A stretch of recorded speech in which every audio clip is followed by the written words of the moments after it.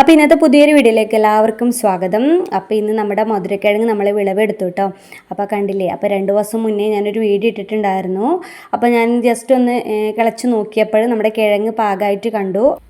അപ്പോൾ 2-3 ചുവട് ഞാൻ ഇതുപോലെ കിളച്ചെടുത്തിട്ടുണ്ട്. അത്യാവശ്യം നല്ല വലുപ്പമുണ്ട് കേട്ടോ നമ്മളെ കിഴങ്ങിന്. ഇതാ കണ്ടില്ലേ, ഇപ്പം 4 മാസമായുള്ളൂ കേട്ടോ നമ്മൾ ഈ വള്ളി വെച്ച് പിടിപ്പിച്ചിട്ട്.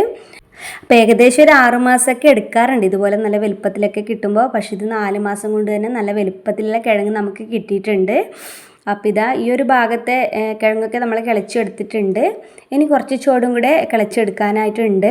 അപ്പം ഞാൻ കഴിഞ്ഞ ദിവസം 3 ഗ്രോ ബാഗിലേക്ക് ഇതുപോലെ കിഴങ്ങിൻ്റെ വള്ളി നട്ടുപിടിപ്പിച്ചിട്ടുണ്ടായിരുന്നു. ഇതിപ്പോൾ നല്ല രീതിക്ക് വളർന്നു വന്ന് തുടങ്ങിയിട്ടുണ്ട് കേട്ടോ. ചാണകപ്പൊടിയും കരിയിലയും മാത്രമാണ് കേട്ടോ നമ്മളിത് നടുമ്പോൾ നമ്മളെ മണ്ണിൽ മിക്സ് ചെയ്ത് കൊടുത്തിട്ടുണ്ടായിരുന്നത്. പിന്നെ അത്യാവശ്യം നല്ല വെയിൽ കിട്ടുന്ന സ്ഥലത്ത് തന്നെ നമ്മളിത് വെച്ച് പിടിപ്പിക്കാൻ വേണ്ടി ശ്രദ്ധിക്കുക. അപ്പോൾ ഇതാ ഞാൻ ഗ്രോ ബാഗിലൊക്കെ വെച്ച് നല്ല രീതിയിൽ വളർന്നു വന്ന് തുടങ്ങിയിട്ടുണ്ട്.